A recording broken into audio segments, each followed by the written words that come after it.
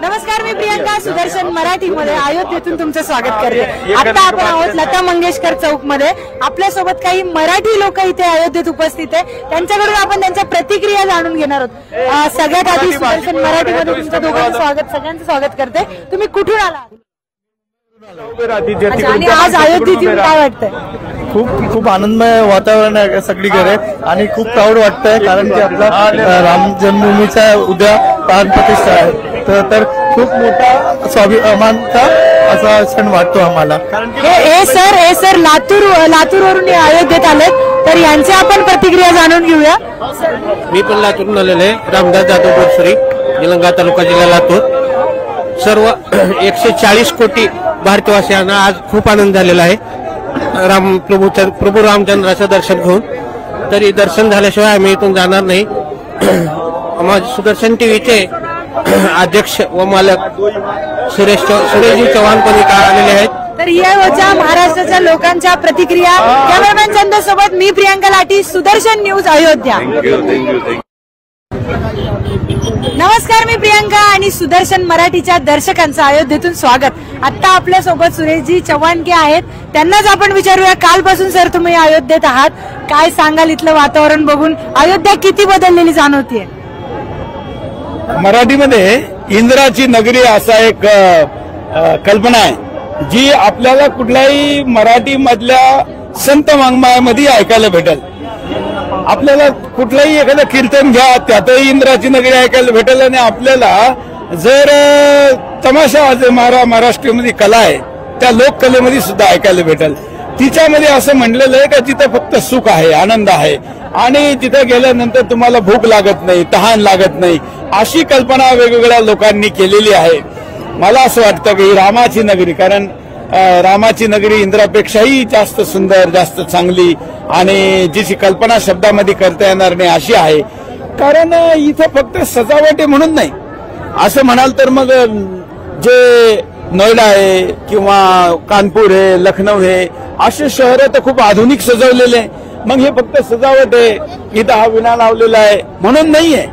तर हा एक आनंद उत्सव आहे, जो विजय उत्सव आहे। हा जो रामोत्सव आहे हा विजय उत्सव आहे। 500 वर्षाचा संघर्षाचा विजय जो झाला, तो चेहऱ्यावर जो दिसतो ना, तो आनंद आहे। जसं एखादी मॅच सुरू होण्याच्या आधीचा आनंद वेगळा असतो, मॅचच्या दरम्यान चक्के छोक्के चलतात त्याचा आनंद वेगळा असतो, आणि मॅच जिंकल्यानंतरचा जो आनंद असतो तसा हा 500 वर्षाची मॅच, 50 ओव्हरची नाही, 500 वर्षाची मॅच संपल्यानंतर, जिंकल्यानंतर त्याचा मॅन ऑफ द मॅच, त्याचं साक्षात राम मंदिरासारखं, आणि ती आध्यात्मिक, आणि एक ज्याला आपण म्हणतो की सिव्हिल वॉर हे दुनियामध्ये सगळीकडे सिव्हिल वॉर चालू आहे, त्या सिव्हिल वॉरला जिंकलेला आहे। त्यामुळं या आनंदाची तुलना शब्दात नाही।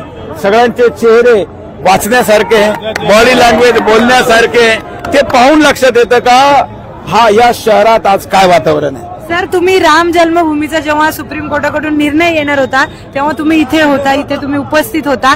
आज तुमच्या डोळ्यासमोर राम मंदिर जेव्हा बनतंय, तुम्ही जी मेन पूजा होणार आहे, मुख्य पूजा होणार आहे, पण होतो, आणि आत्ताच्या ह्या पूजेच्या वेळी पण आहे, परिवारासह आहे। आणि अयोध्येमध्ये मी 2018ला जेवढी जनसंख्या नियंत्रण यात्रा घेऊन आलो, जेवढं आपण इथं उभं आहे ना, इथं 2 गाड्या सुद्धा नीट जाऊ शकत नव्हत्या, अशी स्थिती होती। आज एवढे भव्यमय रोड बनलेला आहे, आणि या शहराची कायापालट झालेली का?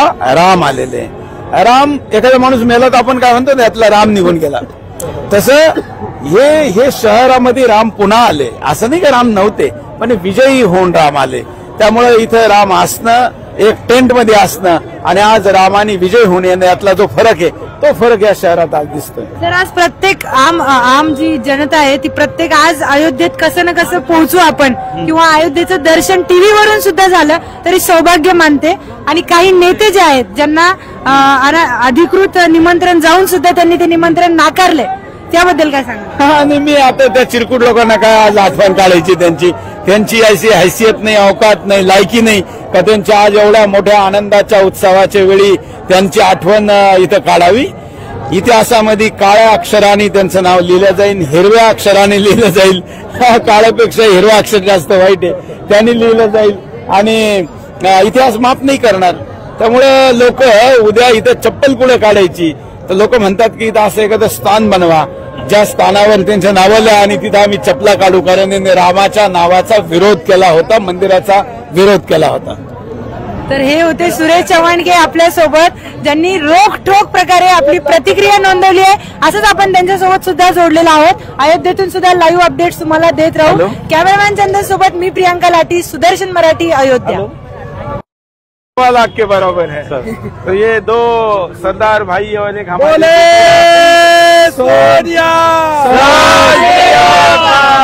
सियापत रामचंद्र की, सियापत रामचंद्र की. यहाँ पर जी सर, जो आंदोलन हुआ मुक्ति का, उसमें सिख भाइयों ने बड़े बलिदान दिए जी सर. और यहाँ पर आकर अपनी बातों को रखा, संघर्ष किया, तलवारों से भी बात की, जुबान से भी की, हाथ से भी की, लात से भी की, सारे तरीकों से की, सेवा भी की, लंगर भी किया. उसके लिए तो सब जाने जाते हैं सरदार. आज ये स्थान, और आप अयोध्या की ही हैं जी, यहाँ पर साक्षात प्रभु रामचंद्र जी कल आ रहे हैं, कैसा लग रहा है? बहुत बहुत हृदय में इतनी प्रसन्नता है कि हम लोग अपने शब्दों में आपको बता नहीं सकते. हाँ, सबकी यही सब स्थिति है. समाज में ऐसा नहीं कि हम ही, आप सब, हाँ, सभी जितने हैं. हम लोग अयोध्यावासी हैं, हाँ. हम लोग तो एकदम फूले नहीं समा रहे हैं. और आप लोगों के उल्टा स्वागत के लिए हम लोग खुद अपने नैन बिछाए हुए हैं कि प्रभु भी आ रहे हैं और प्रभु के जितने भी श्रद्धालु हैं सब आ रहे हैं. बिल्कुल, राम भी और राम भक्त भी आ रहे हैं जी. ये दो बच्चे हमारे साथ है. ये क्या उम्र है आपकी? 11 साल का. वाह, शुभ आंकड़ा है 11. तो आपका 11 साल याद रखा जाएगा, क्योंकि 22 जनवरी 2024 आपके 11वें वर्ष में आया है. क्या सुना है राम जी के बारे में, इस आंदोलन के बारे में? जी कुछ सुना है? कुछ सुना है, बताओ. जी क्या यहाँ पर कभी मस्जिद थी, जी. बरो है ना? जी, जी. उसको तोड़ दिया, जी, जी. मंदिर बना, राम मंदिर बना. जी अच्छा लगता है ना? जी, जी, जी. तो कुछ और भी बनवाने हैं, बनाओगे? जी हाँ, ये होना चाहिए सरदार की बात है ना. अभी तो 3,99,999 मंदिर, गुरुद्वारे, बौद्ध स्थान, जैन स्थान हमारे हैं मस्जिदों के नीचे, उनकी भी मुक्ति करनी है. आपका शुभ नाम क्या बेटिया? अपारप्रीत कौर. अच्छा, आपको क्या पता है इसके बारे में? थोड़ा बहुत पता है, ज्यादा बोलिए, तो बोलिए, आप दोहा बोलिए, याद नहीं आ रहा. जो आता है बोलिए. कौन सी कक्षा में जाती है आप? 7वीं में जाती है. चलिए, जय श्री राम बोल दीजिए. जय श्री राम. रामचंद्र की जय, पवन सुत हनुमान की जय. तो ये सरदार परिवार के साथ हमारी बातचीत.